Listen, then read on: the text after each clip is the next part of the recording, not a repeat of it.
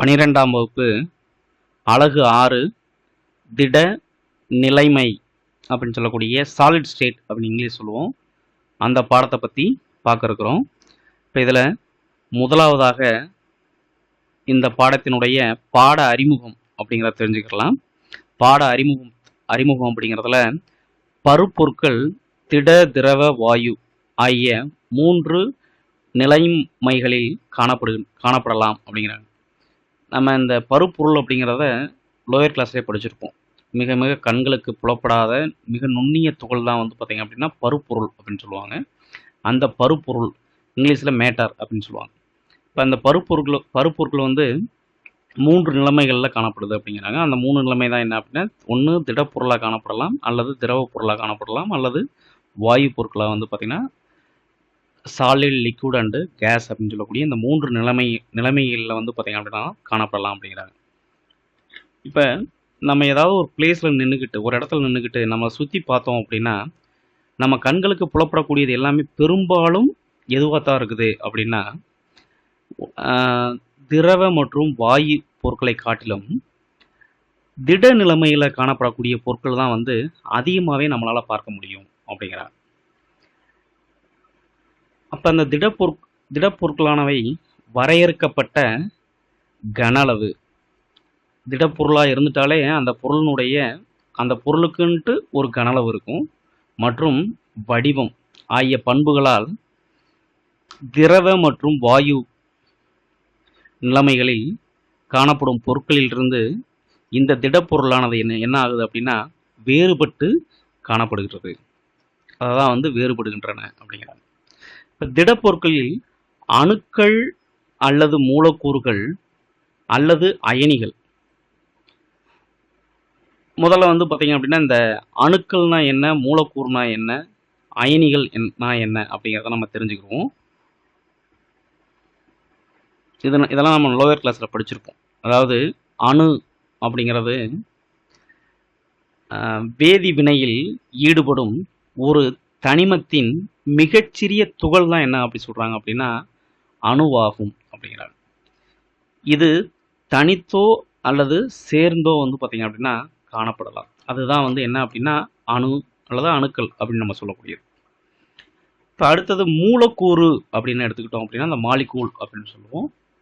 ஒரு தனிமம் அல்லது ஒரு சேர்மத்தினுடைய மிகச்சிறிய துகள் மூலக்கூறாகும். ஒரு தனிமம் அல்லது ஒரு சேர்மத்தினுடைய மிகச்சிறிய துகள் தான் என்ன அப்படின்னா மூலக்கூறுங்கிறாங்க. இது தனித்து காணப்படும். இது பொருட்களின் இயற்பியல் மற்றும் வேதியியல் பண்புகளை வந்து தன்னகத்தே வந்து கொண்டுள்ளது அப்படிங்கிறாங்க. ஸோ இதுக்கான எடுத்துக்காட்டுகள் அப்படின்னு பார்க்கும்போது ஹைட்ரஜன் மூலக்கூறில் வந்து பார்த்தீங்க அப்படின்னா 2 ஹைட்ரஜன் அணுக்கள் உள்ளன. இப்போ வந்து அந்த அணு அப்படின்னா ஹைட்ரஜன் அணுங்கிறத நம்ம எப்படி மென்ஷன் பண்ணுவோம் அப்படின்னா ஹச்ன்னு மென்ஷன் பண்ணுவோம். அதே இது ஹைட்ரஜன் மூலக்கூறு அப்படின்னு சொல்கிறோம் அப்படின்னா H2. அப்போ சிங்கிளாக இருந்துச்சுன்னா அதுக்கு பேர் அணு அப்படின்னு நம்ம சொல்கிறோம், அணு. அதே இது H2 அப்படிங்கிறது 2 ஹைட்ரஜன் அணுக்கள் இருக்குது, அதனால் இது என்ன சொல்கிறோம் அப்படின்னா மூலக்கூறு அப்படின்னு சொல்கிறோம். அடுத்தது அயனி அப்படின்னு ஒன்று பார்த்தோம். இப்போ அயனி அப்படின்னா என்ன அதை நம்ம தெரிஞ்சுக்கணும். இப்போ ஹைட்ரஜன் அப்படின்னு சொல்லக்கூடிய ஒரு அணு எடுத்துக்கிட்டீங்க அப்படின்னா ஹைட்ரஜனுக்கான ஒரு நம்ம வந்து அணுவினுடைய வரைபடம் வந்து நம்ம போடுவோம். ஹைட்ரஜன் அணு அப்படின்னா இப்போ மிடில் வந்து பார்த்தீங்க அப்படின்னா என்ன இருக்கும், உட்கரு இருக்கும். உட்கரு. இப்போ வெளியில் வந்து வெளிவட்ட பாதையில் வந்து என்ன சுற்றி வந்துட்டு இருக்கோம் அப்படின்னா எலக்ட்ரான் இருக்கும். இந்த உட்கருக்குள்ளே வந்து பார்த்தீங்க அப்படின்னா நம்ம ஆல்ரெடி படிச்சிருக்கோம். என்ன இருக்கும், புரோட்டான் ப்ளஸ் நியூட்ரான் அப்படின்னு சொல்லக்கூடிய 2 இருக்குது இந்த உட்கருக்குள்ள, நியூக்ளியஸ் அப்படின்னு நம்ம சொல்லுவோம். இந்த புரோட்டானுடைய சார்ஜ் என்ன அப்படின்னா வந்து இது வந்து பாசிட்டிவ் சார்ஜ். நியூட்ரானுடைய சார்ஜ் வந்து நியூட்ரல், அதாவது சார்ஜ் கிடையாது, மின்சுமை அற்றது அப்படின்னும். எலக்ட்ரான்ங்கிறது வந்து பார்த்திங்கன்னா நெகட்டிவ் சார்ஜாக இருக்கும். இப்போ ஹைட்ரஜனை பொறுத்தளவுக்கு பார்த்தீங்க அப்படின்னா ஹைட்ரஜனில் இப்போ இதற்கான எலக்ட்ரானிக் கான்ஃபிகரேஷன் நம்ம படிச்சிருப்போம். இதை எப்படி எழுதுவோம், 1s1 அப்படின்னு நம்ம சொல்லுவோம். இதில் இருக்கக்கூடிய இந்த ஒரு எலக்ட்ரான் இது இந்த ஹைட்ரஜன் இருக்கக்கூடிய ஒரே ஒரு எலக்ட்ரான் மட்டும் தான் என்ன பண்ணும் அப்படின்னா வெளிவட்ட பாதையில் வந்து சுற்றி வரும். அதே போல் உள்ளுக்குள்ளே வந்து புரோட்டான் வந்து பார்த்தீங்கன்னா ஒரே ஒரு புரோட்டான் தான் இருக்கும். இப்போ இதில் வந்து ஒரே ஒரு புரோட்டான் நீங்கள் எடுத்துக்கிட்டீங்க அப்படின்னா ஒன்று இருக்கும். நியூட்ரான் அப்படின்னு எடுத்துக்கிட்டீங்க அப்படின்னா ஹைட்ரஜனுக்கு மட்டும் எது இல்லை, நியூட்ரான் கிடையாது. எலக்ட்ரான் எடுத்துக்கிட்டீங்க அப்படின்னா அதுவும் எவ்வளோ இருக்கும் அப்படின்னா ஒன்று இருக்கும். இதை எல்லாமே வந்து எதில் நம்ம பார்த்துருக்கோம் அப்படின்னா இந்த ஹைட்ரஜன் சொல்லக்கூடிய அணுவுக்கு நம்ம பார்த்துருக்கோம். இப்போ இதே ஹைட்ரஜன் வந்து பார்த்தீங்க அப்படின்னா தன்னிடம் இருக்கக்கூடிய ஒரு எலக்ட்ரானை வந்து இது இழக்குது அப்படின்னால், ஒரு எலக்ட்ரானை இழக்குது அப்படின்னா இது எதா மாறும், H+ஆக மாறும். அதாவது ஹைட்ரஜன் நேர்மின் சுமையுடைய அயனியாக மாறுது. அதே இது ஹைட்ரஜனானது வந்து பார்த்தீங்கன்னா ஒரு எலக்ட்ரானை வந்து கெயின் பண்ணுது, அதாவது சேர்த்துக்கிறது அப்படின்னா. இப்போ இந்த ஹைட்ரஜனில் வந்து பார்த்தீங்கன்னா ஒரு எலக்ட்ரானை நம்ம என்ன பண்ணோம் அப்படின்னா நீக்கணும். ஆனால் அதே இது ஒரு ஹைட்ரஜன் அந்த ஹைட்ரஜன் கூட இன்னொரு எலக்ட்ரானை வந்து நம்ம அடிஷன் பண்ணுறோம், சேர்க்குறோம் அப்படின்னா அது எதா மாறும், H- மாறிடும். அதாவது ஹைட்ரஜன் எதிர்மின் சுமையாக மாறும். இப்போ நம்ம சிம்பிளாக தெரிஞ்சுக்க வேண்டியது என்ன அப்படின்னா ஒரு அணுவின் மேலே மின் சுமை அப்படின்னு சொல்லக்கூடியது அது பாசிட்டிவாகவும் இருக்கலாம் அல்லது நெகட்டிவாகவும் இருக்கலாம். அப்படி இருந்துருச்சு அப்படின்னா அது எல்லாமே என்ன அப்படின்னா அயனி அப்படின்னு தான் நம்ம வந்து சொல்கிறோம். அப்போ இப்போ மேலே பார்த்த ஹைட்ரஜன் அப்படிங்கிறது அணு, H2 அப்படிங்கிறது மூலக்கூறு. இப்போ அயனி ஹைட்ரஜனுக்கான அயனின்னு பார்த்தோம் அப்படின்னா அது H+ஆகவும் இருக்கலாம் அல்லது H- இருக்கலாம். இதுதான் வந்து பார்த்தீங்க அப்படின்னா அயனி. அப்போ நம்ம இங்கே பார்க்கக்கூடிய இந்த அயனிங்கிறதுக்கு வந்து டீட்டெயில்டாக தெரிஞ்சுக்கிறணும். என்ன அப்படின்னா அணுக்கள், அதாவது திடப்பொருட்களில் அணுக்கள் அல்லது மூலக்கூறுகள் அல்லது அயனிகள் எப்படி இருக்கும் அப்படின்னா ஒரு ஒழுங்கான வடிவமைப்பில் இறுக்கமாக பிணைத்து வைக்கப்பட்டுள்ளன. மேலும் திடப்பொருட்களில் எப்படி இருக்கும், ஒரு திடப்பொருளானே நம்ம பார்த்துருக்கோம். அந்த திடப்பொருள் எப்படி இருக்கும் அப்படின்னா பெரும்பாலும் அது எப்படி இருக்கும், கடினமான வைரம், உலோகங்கள் முதல் மென்மையான பலபடிகள் போன்ற பல்வேறு வகைகள் எதில் காணப்படுகிறது அப்படின்னா இந்த திடப்பொருளில் வந்து காணப்படுது. நமது அன்றாட வாழ்வில் வந்து பார்த்தீங்க அப்படின்னா பயன்படுத்தி வரும் பெரும்பாலான பொருட்கள் வந்து என்ன பொருட்கள் தான் அப்படின்னா திடப்பொருட்கள் தான். பெரும்பாலும் வந்து பார்த்திங்கன்னா நம்ம வந்து வாயு பொருட்களையும் பயன்படுத்துறதில்ல, திரவ பொருட்களையும் அதிகமாக பயன்படுத்துகிறோம்.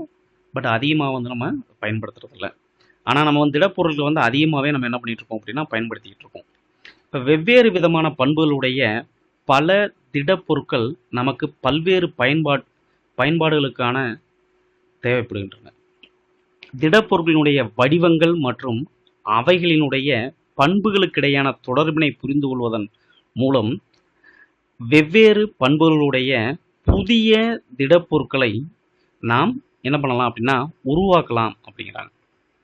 அப்போ அந்த உருவாக்கும் போது ஏற்படக்கூடிய செயல்பாடுகளில் என்ன நடக்கும் அப்படிங்கன்னா நம்ம என்ன பண்ணணும் அப்படின்னா கொஞ்சம் கூர்ந்து கவனிக்கணும். அப்படி பார்க்கும்போது அந்த உருவாகக்கூடிய திடப்பொருளில், அதாவது பர்ஃபெக்டாக வந்து பார்த்திங்கன்னா அந்த திடப்பொருள் உருவாகுமா, இல்லை வந்து அதில் ஏதாவது குறைபாடுகள் இருக்குமா அப்படிங்கிறத நம்ம என்ன பண்ணணும் அப்படின்னா ஆராய்ந்து அறியணும். அப்போ இந்த பாடப்பகுதியில் திடப்பொருட்களுடைய நம்ம எதெல்லாம் பார்க்க போகிறோம் அப்படின்னா அதோடைய பண்புகளை பார்க்க போகிறோம். அவைகளை எவ்வாறு வகைப்படுத்துதல் அப்படிங்கிறத பற்றி, அதாவது கிளாசிஃபிகேஷன் அப்படின்னு சொல்லுவோம், அதை எப்படி வகைப்படுத்துறது அப்படின்னு பார்க்க போகிறோம். அவற்றினுடைய வடிவமைப்புகள்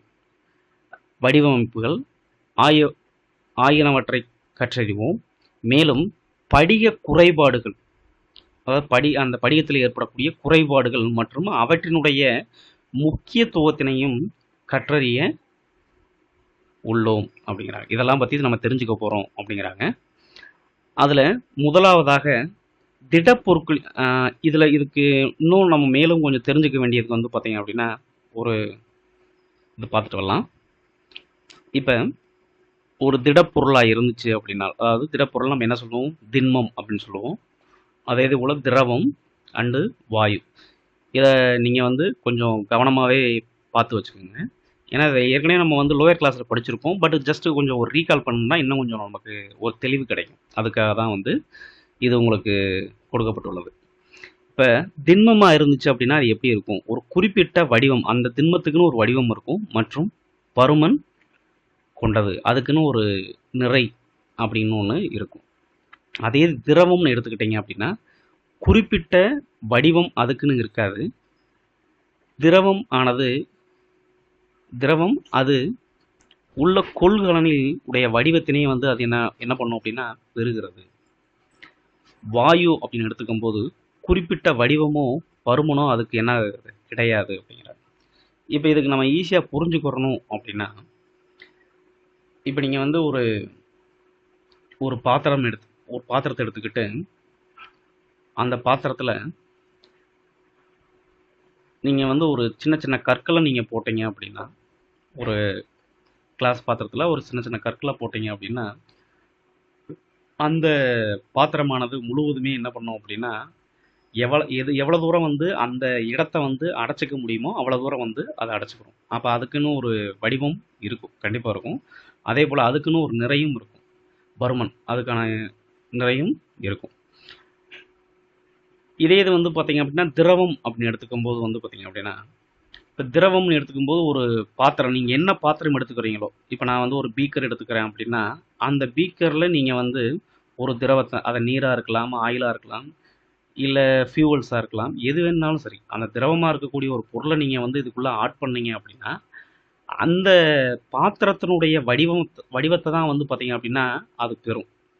பட் அதே பாத்திரத்துலேருந்து வேற ஒரு பாத்திரத்துக்கு நீங்கள் இந்த திரவத்தை வந்து ட்ரான்ஸ்ஃபர் பண்ணுறீங்க அப்படின்னா அந்த நீங்கள் அடுத்து எடுத்துக்கூடிய பாத்திரத்தினுடைய வடிவம் என்னவோ அதுவாக மாறிக்கும். இதுதான் வந்து பார்த்தீங்கன்னா திரவமானது. அதே இது வாயுன்னு எடுத்துக்கும் போது அதுக்குன்னு வந்து பார்த்தீங்கன்னா ஒரு குறிப்பிட்ட வடிவம் அப்படின்னு ஒரு விஷயம் இருக்குமா அப்படின்னா இருக்காது. அதே போல் அதுக்கான ஒரு பருமனும் அதுக்கு கிடையாதுங்கிறாங்க. அடுத்தது திண்மம். திண்மங்கிறது வந்து அழுத்தத்திற்கு வந்து என்ன பண்ணுறதில்ல அப்படின்னா உட்படாது அப்படிங்கிறாங்க. அதாவது ஒரு பொருளை நீங்கள் எடுத்துக்கிட்ட திண்மமாக இருக்கக்கூடிய ஒரு பொருளை வந்து நீங்கள் எவ்வளோதான் வந்து ப்ரெஷர் கொடுத்தீங்க அப்படின்னாலும், ப்ரெஷருங்கிறது ப்ரெஷர் கொடுத்தாலும் அது என்ன பண்ணாது அப்படின்னா அந்த அழுத்தத்திற்கு வந்து அது உட்படாது. அதாவது அதே திரவமாக இருக்கும்போது சிறிதளவு மட்டுமே அதை என்ன பண்ணும் அப்படின்னா அந்த அழுத்தத்திற்கு உட்படும். வாயு பொருட்களாக இருந்துச்சு அப்படின்னா அதிக அழுத்தத்திற்கே வந்து அது என்ன பண்ணும் அப்படின்னா உட்படும் அப்படிங்கிறாங்க. அடுத்து 3வது பயன் பார்க்கும்போது திண்ம பொருளாக இருக்கும் பட்சத்தில் துகள்களுக்கிடையே உள்ள இடைவெளி வந்து மிகவும் குறைவு. துகள்கள் எப்படி இருக்கும் அப்படின்னா மிக நெருக்கமாக வந்து அமைந்திருக்கும் அப்படிங்கிறாங்க. திரவமாக இருந்துச்சு அப்படின்னா துகள்களுக்கிடையே உள்ள இடைவெளி அதிகமாக இருக்கும். துகள்கள் வந்து நெருக்கமாக அமைந்திருக்காது. எனவே அவை எளிதில் வந்து என்ன பண்ணும் அப்படின்னா ஒரு இடத்துல இருந்து இன்னொரு இடத்துக்கு வந்து நகரக்கூடிய தன்மையை வந்து பெற்றிருக்கும் அப்படிங்கிறாங்க. ஏது வாயு பொருட்களாக இருந்துச்சு அப்படின்னா துகள்களுக்கு இடையே உள்ள இடைவெளி மிகவும் அதிகமாக இருக்கும். துகள்கள் மிகவும் தளர்வாக வந்து அமைந்திருக்கும். அடுத்தது 4வது பாயிண்ட், துகள்கள் வந்து ஒன்றை ஒன்று அதிக அளவில் வந்து பார்த்தீங்க அப்படின்னா ஈர்க்கிறது. இதில் எதில் அப்படின்னா திண்ம பொருட்களாக இருந்துச்சு அப்படின்னா அது மாதிரி ஈர்க்கக்கூடிய தன்மை இருக்குங்கிறாங்க. அதே திரவ பொருளாக இருந்துச்சு அப்படின்னா திரவத்தினுடைய துகள்களுக்கு இடையே உள்ள ஈர்ப்பு விசை திண்ம பொருட்களில் உள்ளதை விட குறைவாக இருக்கும். இதுலேயும் வந்து அந்த ஈர்ப்பு விசையானது இருக்கும். ஆனால் திண்ம பொருட்களை கம்பேர் பண்ணும்போது வந்து பார்த்திங்கன்னா இது சற்று வந்து குறைவாக தான் இது பார்க்கப்படுகிறது. அதே வாயு பொருள் எடுத்துக்கும் போது வாயுவின் துகள்களுக்கு இடையே உள்ள ஈர்ப்பு விசை வந்து மிகவும் வந்து குறைவாகவே வந்து காணப்படுகிறது. அடுத்தது திண்மத்தினுடைய துகள்கள் எளிதில் வந்து நகராது. நீங்கள் ஒரு திண்ம பொருள் இருக்கக்கூடிய துகள் வந்து பார்த்தீங்க அப்படின்னா வேற ஒரு இடத்துக்கு வந்து அதை ட்ராவல் பண்ணுறதுக்கான வாய்ப்புகள் கிடையாது. ஆனால் திரவத்தை பொறுத்தளவுக்கு திரவத்தின் துகள்கள் வந்து எளிதில் வந்து என்ன பண்ணும் அப்படின்னா நகரக்கூடிய தன்மை இருக்கும்.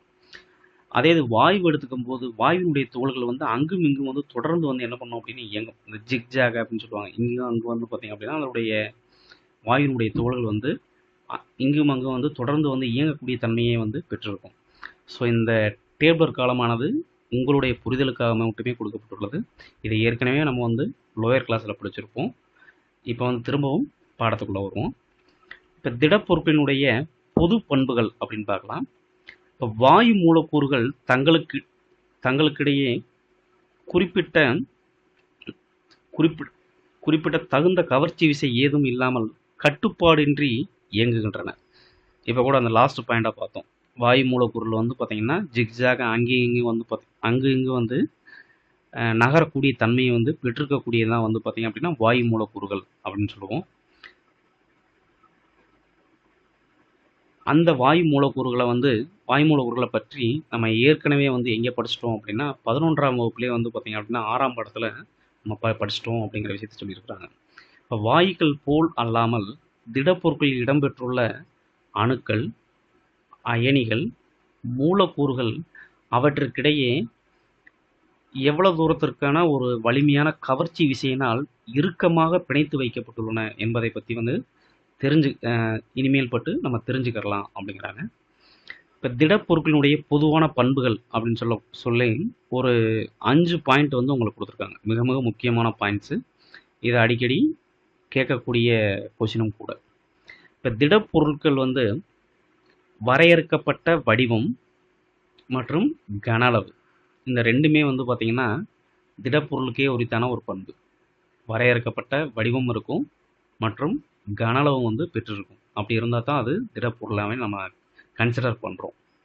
அடுத்தது திடப்பொருட்கள் பொதுவாகவே திடப்பொருள்னு எடுத்துக்கிட்டிங்கன்னா அது எப்படி தான் இருக்கும் அப்படின்னா கடினமானவை, ரொம்ப கொஞ்சம் ஹார்டாக இருக்கும். மேலும் அதை வந்து நம்ம என்ன பண்ண முடியாதுன்னா அமுக்க இயலாத தன்மை. அதை நீங்கள் வந்து ரொம்ப ப்ரெஷர் கொடுத்து வேற ஒரு பொருளாக வந்து மாற்றுறதுக்கான ஒரு வாய்ப்புகள் வந்து ரொம்ப கம்மி தான். அடுத்தது திடப்பொருட்கள் அவற்றினுடைய உட்கூறுகளுக்கிடையே வலிமையான ஓரின விசைகள் வந்து காணப்படுகின்றன.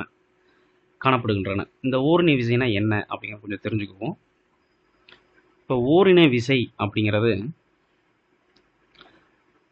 அதாவது ஒரே பொருளினுடைய மூலக்கூறுகளுக்கிடையேயான கவர்ச்சி விசை ஓரின கவர்ச்சி விசை எனப்படும் அப்படிங்கிறாங்க.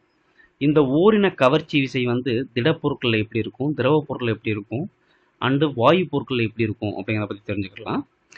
இப்போ இந்த ஓரின கவர்ச்சி விசைகள் வந்து பார்த்தீங்க அப்படின்னா திடப்பொருட்களில் மிக வலிமையானதாகவும் அதே இது நீர்மங்களில் வலிமை குறைந்ததாகவும் காணப்படுங்கிறாங்க. அதே இது வளிமங்கிறது வாயுக்கள், அந்த வாயுக்களில் வந்து வலிமையற்றதாகவும் வந்து பார்த்தீங்க அப்படின்னா காணப்படுகிறது. அப்போ நமக்கு இப்போ படிக்கக்கூடிய திடப்பொருளில் வந்து பார்த்தீங்க அப்படின்னா இந்த ஓரின விசையானது வந்து எப்படி இருக்குது, மிகவும் வலிமையானதாக வந்து பார்க்கப்படுகிறது. அடுத்தது திடப்பொருட்களில் காணப்படும் அணுக்கள், அயனிகள் அல்லது மூலக்கூறுகள் அவற்றுக்கிடையான தொலைவு வந்து எப்படி இருக்கும் அப்படின்னா குறைவானதாக வந்து காணப்படும். அதுக்கு காரணம் என்ன அப்படின்னா திடப்பொருட்கள் எப்பயுமே வந்து பார்த்திங்கன்னா நெருக்கமாக ஒன்றை வந்து பார்த்திங்க அப்படின்னா அதிகமான கவர்ச்சி விசையோடு இருக்கும். அப்படி இருக்கும்போது வந்து பார்த்திங்கன்னா அந்த திடப்பொருட்களுடைய அணுக்களாக இருக்கட்டும் அல்லது அயனிகளாக இருக்கட்டும் அல்லது மூலப்பொருளாக இருக்கட்டும் அதுகளுக்கு இடையிலான அந்த இடைவெளியானது வந்து மிகவும் குறைவானதாக தான் பார்க்கப்படும். அப்படி இருக்கும் பட்சத்தில் தான் வந்து பார்த்திங்கன்னா அதில் இருக்கக்கூடிய அணுக்கள் அல்லது அயனிகள் அல்லது மூலக்கூறுகள் வந்து ஒன்றோடு ஒன்று வந்து அதிகமான பிணைப்பில் வந்து இருக்க முடியும். அடுத்தது 5th பாயிண்ட்டு, திடப்பொருட்களுடைய உட்கூறுகள். அந்த உட்கூறுகள்ங்கிறது வந்து இந்த அணுக்கள், அயனிகள் அல்லது மூலக்கூறுகள் ஒரு நிலையான ஒரு இட அமைவினை வந்து பெற்றுள்ளன அப்படிங்கிறாங்க. நிலையான வந்து அந்த ஃபிக்ஸ்டான வந்து ஒரு இட அமைவினை வந்து பெற்றுள்ளன. மேலும் அவ்விட அமைவினை பொறுத்து மட்டுமே அவைகள் வந்து என்ன பண்ண முடியும் அப்படின்னா அலைவுற இயலும் அப்படிங்கிறாங்க. ஸோ இந்த 5 பாயிண்ட்டுமே வந்து பார்த்திங்கன்னா திடப்பொருளினுடைய பொதுவான பண்புகள் அப்படின்னு சொல்லக்கூடிய தலைப்பில் மிக முக்கியமான தலைப்புகள். அடிக்கடி கேட்கக்கூடிய கொஸ்டினும் கூட. உங்களுடைய மேலான கருத்துக்கள் வரவேற்கப்படுகிறது.